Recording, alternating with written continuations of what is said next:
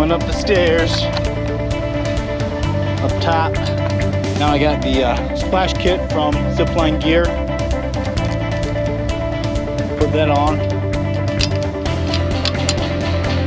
and then we're ready to go.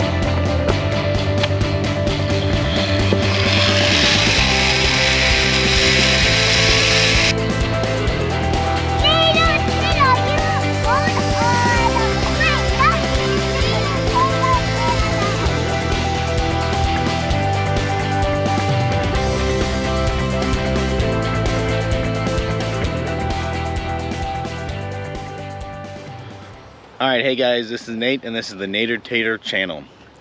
Alright, so now I'm walking down towards the pond and I'm trying to find the right location to put this zip line.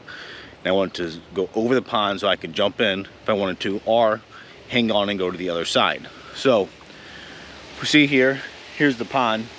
It's actually pretty dirty right now. I have other videos where I treat this, and we just treated it like 3 weeks ago, but we've had so much rain here in Michigan.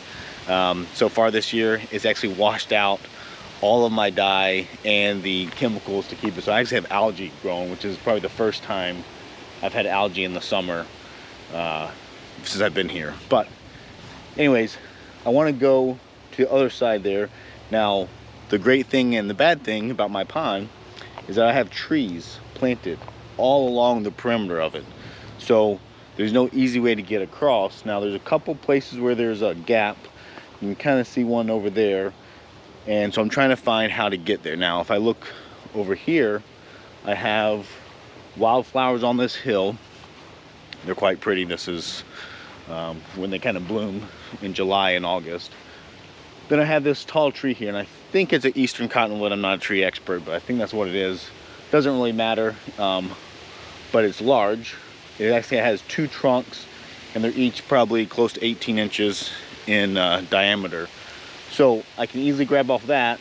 I obviously have some little shrubs here in front of it that I'll need to clear out, and then I can zip across here. Now, again, like I said, I got trees all over here, so I'm trying to find a path of least resistance.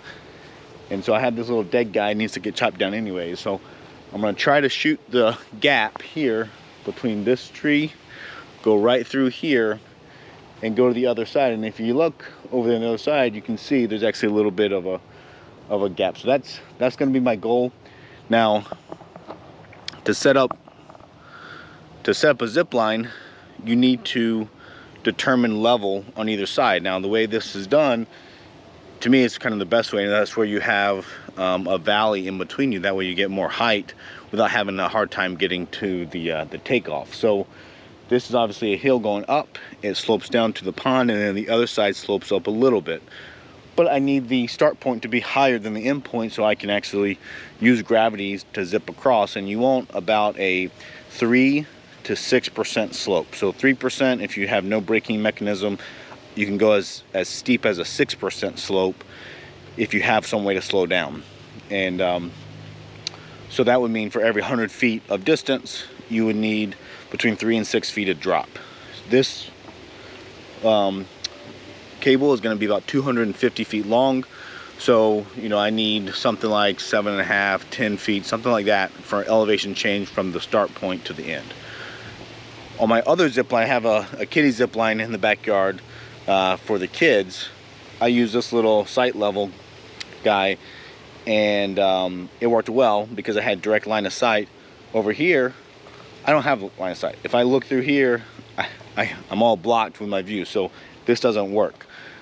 So I used Google Earth to get an idea, and you know, Google Earth is using in your phone. If you use Google Maps, it'll tell you too. And there's apps out there for like altimeter kit. But the problem here is that what I found is even Google Earth is not accurate enough for this type of quick elevation change, right? It has a general slope, but when I'm looking at between here and the pond, I've found it not super accurate. So I'm gonna try a new trick. So this new trick is gonna be using my drone. So I have a DJI Mavic Air 2 that I fly around and play with. Now it has you know, built-in GPS, and it will give you altitude at self levels, and so you could fly straight across, and it should be flying perfectly level if it has good GPS signal, which it always does here. So I'm gonna try to use this and fly from one tree to the other and figure out some a level mark between the two of them. So let's see how it goes. All right, so now I got my drone out, got it powered up. It's got 14 satellites now, so it's good to go. So let me go ahead and take off.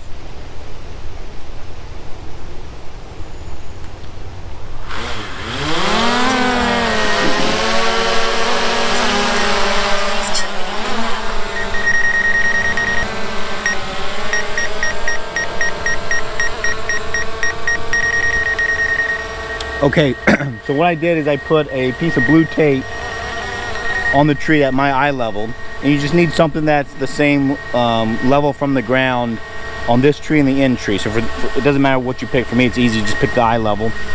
And then I'm gonna set the drone up so that it is right at that eye level. It's got auto avoidance features that I turned off on purpose. So I got a little crosshair that I can look at and get it set up just perfectly, and then I can look at the altitude of where it's at. So it says it's 1.3 feet, and that's relative to where it took off. So it took off right here in my hand. So I can use that relative mark now to determine. And then the other thing I can determine is I can use it for how far I fly away. So I can stand by that tree and they'll tell me how the distance away from it is. But 1.3 feet, that's the key thing to remember. So let me back up so I don't hit anything. And then we'll take off. I'm in slow mode. I have all the avoidance features turned off. But let me go over towards where I want to go. Find the other tree, and I'll find that piece of blue tape on it, and I'll see what it says for height. And so I'm obviously just relying on the GPS accuracy of the drone. Let's see what we get here.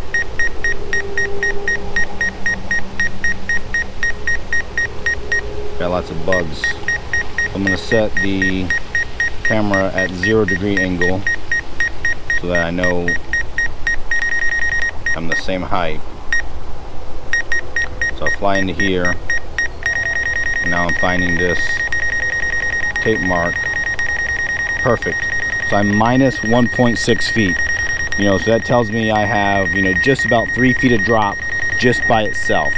So that's nice because that means I only have to go up maybe 6 feet or so from that mark. So I don't have a huge climb. Let me have this thing be quiet. It's freaking out because it says I'm gonna hit stuff. It doesn't know I'm a pro pilot.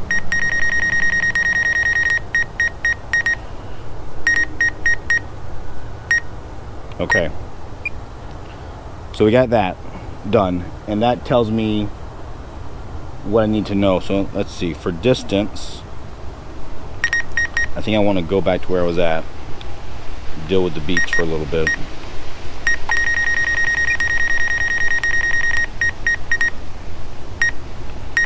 So now I'm going to be right at that tree.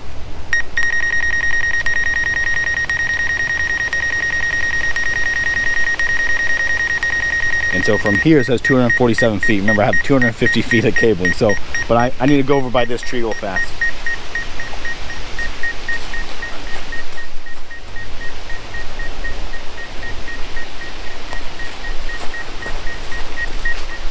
Okay, so at that tree, it says 245 feet, which is about what I measured on Google Earth. So I've had pretty good luck with Google Earth for measuring distance, you know, along the ground. It's the altitude one that's not quite as good. So 3 feet of difference, and I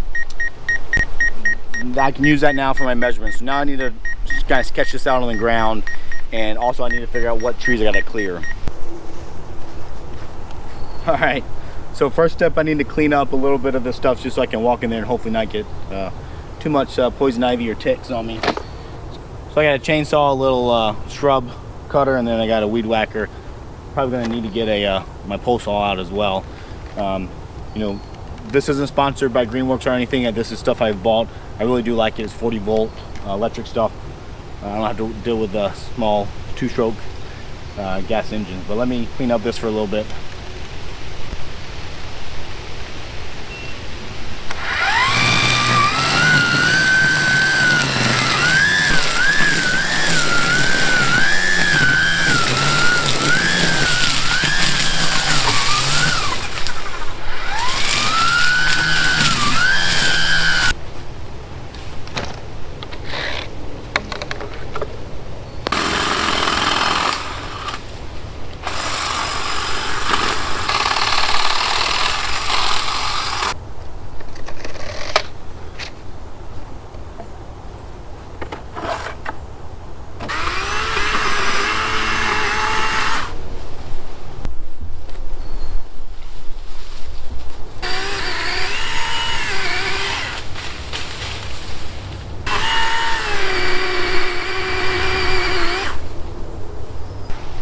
Alright, as I suspected, I needed a pole saw to get some of these limbs down so I can get 6 feet up without having any interference.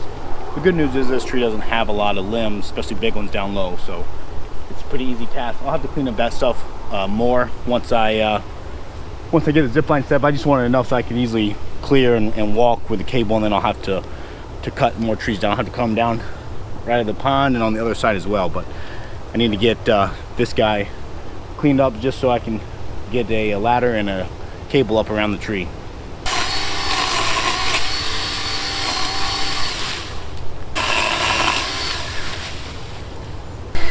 Alright, so that should give me enough space for clearing, and let's clean up the other side, the end, and then we'll start doing the cabling.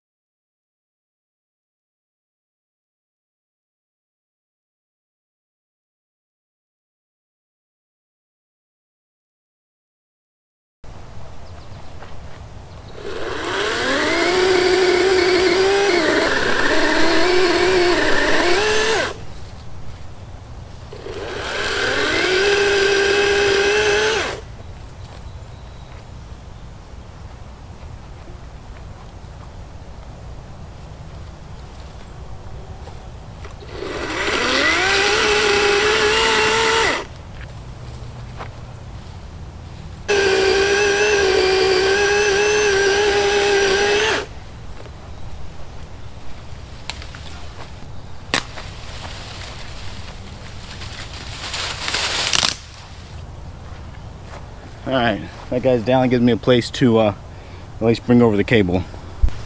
Alright, so it started raining outside. Not all of my filming gear is waterproof, so decided to take a quick break, and I'll show you what's in this kit. Now, this isn't quite a kit. Now, Zipline Gear did sponsor this video, so I want to say thanks to that, and they helped me put a kit together for what I needed. So I showed them my layout, what I wanted to do, and then they said, you know, you should get this item, you should get this item, you should get that item. So they helped guide, and they'll do that for you guys. They have great customer service. So, you know, the main part, the heavy part, is this 5/16 cabling. And so it's very similar to my other kit, my smaller kit. It was a 3/16 wire.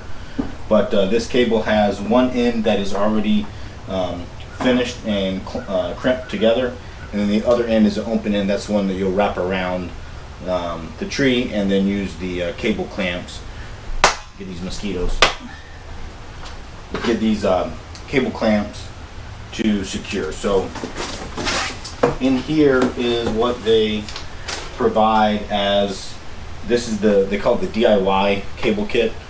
So it's basically just the basics you need for the cabling and getting it secured to the tree. It also includes a stop block here. So this is the stop block. These are the fasteners for the stop block. Then it comes obviously with an instruction manual as well. And it's actually a really good instruction manual. I'll show that in a minute. Okay, so then they give you the 2 turnbuckles. And so on this kit, with it being 250 feet long, you get 2 turnbuckles instead of 1. And my shorter 100-foot version, you only need one to be able to take up the tension. This one, you get 2 of them.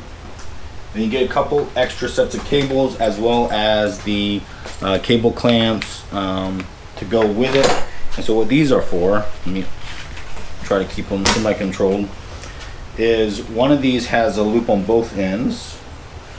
Okay, one of them has no loop. Okay, so these ones with no ends crimped on them, they're just dead-ended with a little cap.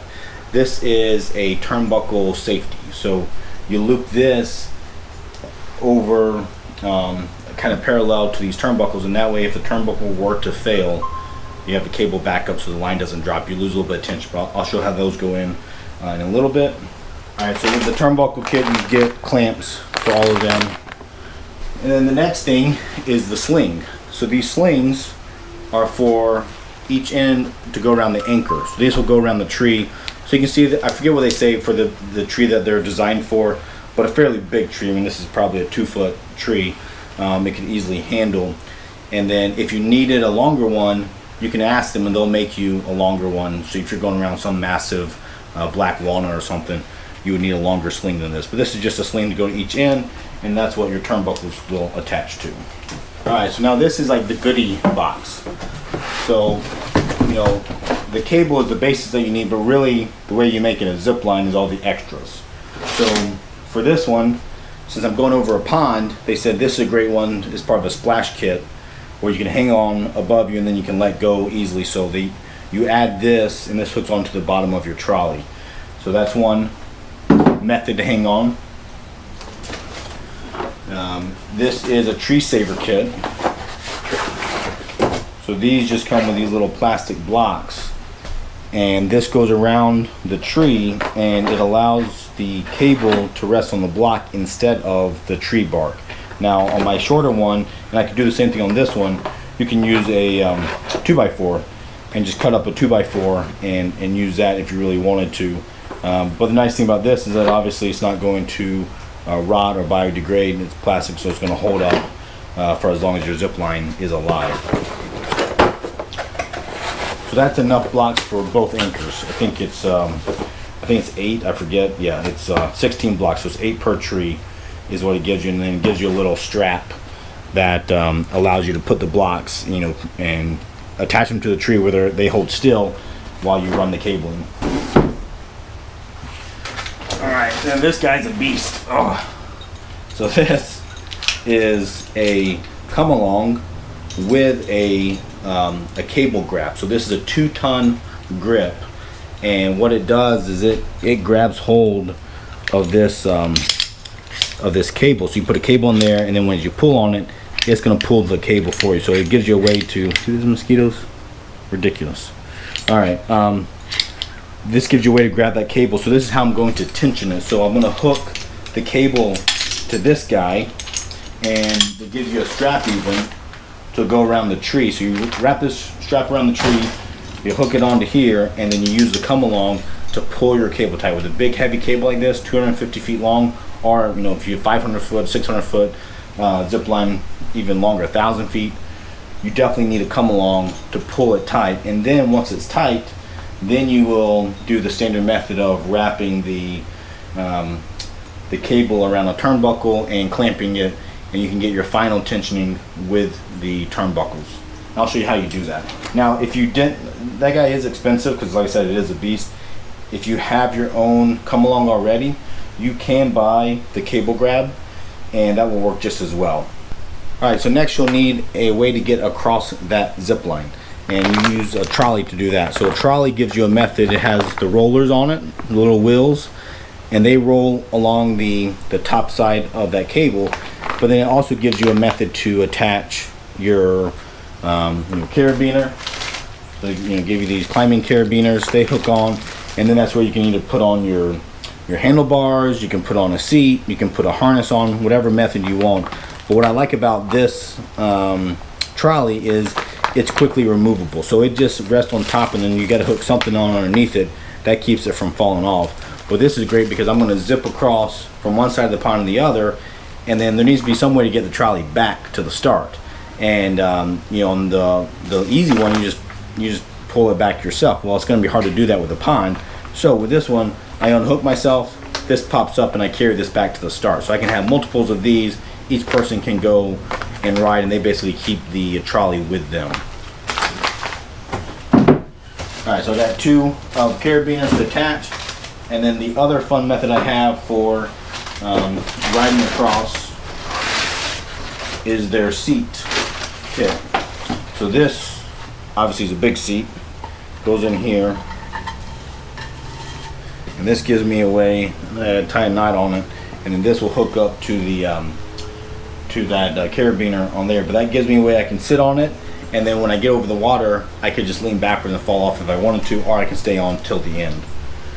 And let's see, last thing I got here is a rope. So this is a 20-foot rope, and this is for returning the trolley if I needed to, or you could have it on there so that, for example, when you got up close to the start point and we got to go 12 or some odd feet high, this would give you a way to kind of hang on to that that seat or the trolley and not have to worry about it starting to fall down the zip line. So that's what I have, and now it's a matter of getting the cable installed and getting it tight, and then we can start testing it out and see how it goes. All right, let's get this stuff. Oh, this cable's heavy. All right, so I thought about getting in the little rowboat and going across, but I've decided I'm just gonna walk it. Kind of starting to think that a boat would have been a better idea. Famous last words before I fall down. Oh. All right, you got that? You can carry that cable? Yep. Okay, let's go across. Hopefully my cable didn't fall in the pond.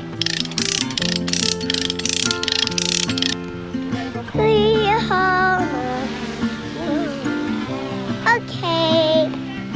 See my darling home. The sound goes this way and we hear home. Guess part home.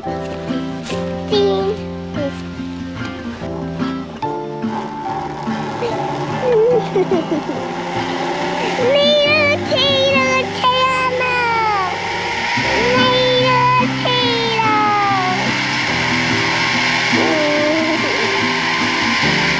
Mama, mama.